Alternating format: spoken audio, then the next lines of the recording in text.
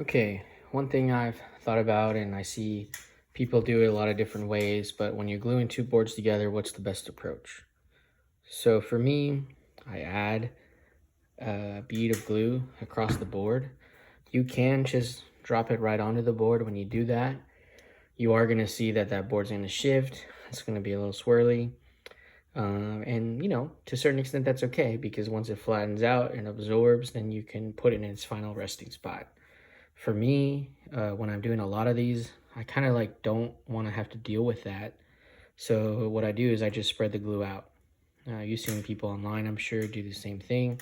It kind of lets me know how much I actually need to place on there as opposed to putting on too much with just a bead. And then I'll place this on.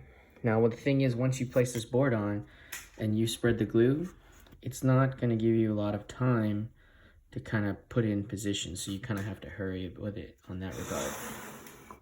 But that's how I like to do it. And also, as I mentioned, because of where I cut the boards, I always have one smooth in and one sort of rough in. So I like to line all of this up first before I start.